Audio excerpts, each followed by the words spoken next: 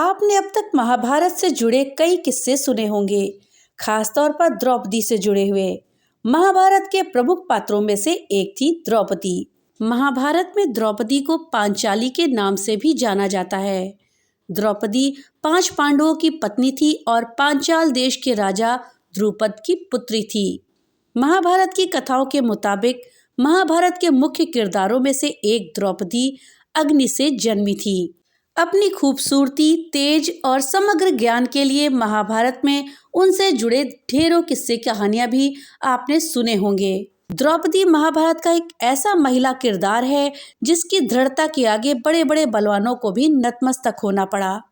प्रातः स्मरणीय 5 कन्याओं में द्रौपदी का भी नाम होता है, जिन्हें चिरकुमारी भी कहा जाता है। द्रौपदी को कृष्णेयी, पांचाली, अग्निसुता जैसे कई नामों से भी जानते हैं, लेकिन उनके जन्म के समय ही उनके पिता ने उनके लिए जीवन भर का कष्ट मांगा था। आखिर ऐसा क्यों था? एक बेटी के पिता ने उसके लिए जीवन भर का कष्ट मांग लिया, जबकि एक पिता हमेशा अपनी बेटी के लिए खुशहाली चाहता है, जीवन भर खुश रहने का आशीर्वाद देता है। लेकिन ऐसा क्या हुआ कि द्रौपदी के पिता ने उसके लिए जीवन भर का कष्ट मांग लिया? आज इस वीडियो में हम इसी विषय में जानेंगे। इस जानकारी के लिए वीडियो में हमारे साथ अंत तक बने रहिएगा, जिससे कि आपको सही और सटीक जानकारी प्राप्त हो पाए। दोस्तों, महाभारत की कथा के अनुसार जब पांडव और कौरवों की शिक्षा पूरी हुई तो उन्होंने द्रोणाचार्य को गुरु दक्षिणा लेने की बात कही थी। लेकिन द्रोणाचार्य को पांचाल नरेश द्रुपद के द्वारा किया गया अपना अपमान याद आता है और वो राजकुमारों से कहते हैं कि उन्हें गुरु दक्षिणा में पांचाल नरेश द्रुपद चाहिए, जो कि द्रौपदी के पिता थे। ऐसा हुआ भी। इसके बाद अर्जुन ने द्रुपद को बंदी बना लिया और गुरु द्रोणाचार्य के सामने पेश कर दिया। अर्जुन ने उनके आधे राज्य को जीतकर ऋषि द्रोण को दे दिया।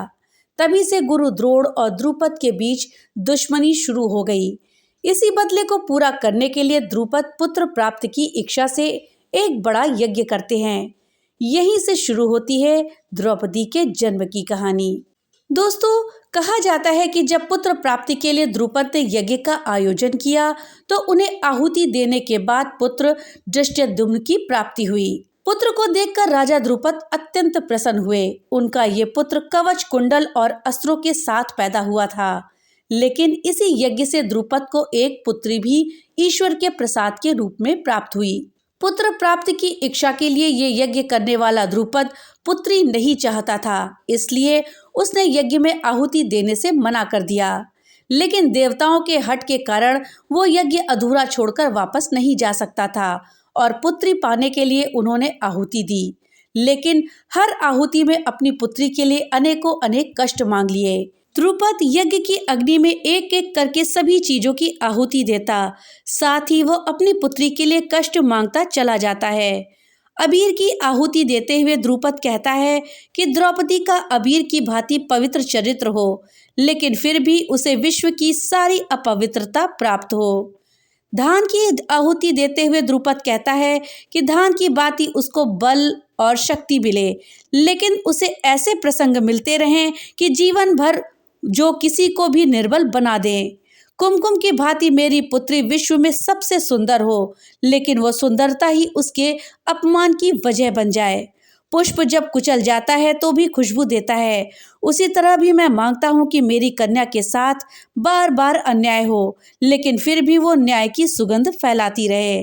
यज्ञ से उत्पन्न होने के कारण ही द्रौपदी को यज्ञसेनी भी कहा जाता है। द्रुपद की ये पुत्री द्रौपदी उनकी चहेती बेटी बनी, लेकिन पिता यज्ञ के समय ही अपनी बेटी के लिए जीवन भर का कष्ट मांग चुका था। यही कारण है कि पांडवों की पत्नी होते हुए भी वनवास, अज्ञातवास, चीरहरण से लेकर महाभारत जैसा भीषण युद्ध देखने और अपनी संतानों को मरता देखने तक द्रौपदी ने जीवन भर कष्ट भुगते। द्रौपदी ने कदम कदम पर दुख देखे। तो दोस्तों, ये थी जानकारी कि द्रौपदी के पिता ने खुद ही अपनी बेटी के लिए क्यों जीवन भर का कष्ट मांग लिया था। जानकारी आपको कैसी लगी हमें कमेंट बॉक्स में लिख करके जरूर बताइएगा। वीडियो अगर अच्छी लगी हो तो लाइक और ज़्यादा से ज़्यादा शेयर करिएगा। चैनल पे पहली बार आए हैं तो कृपया चैनल को सब्सक्राइब करिएगा। तो मिलते हैं अगली नई वीडियो के साथ, तब तक के लिए राधे राधे।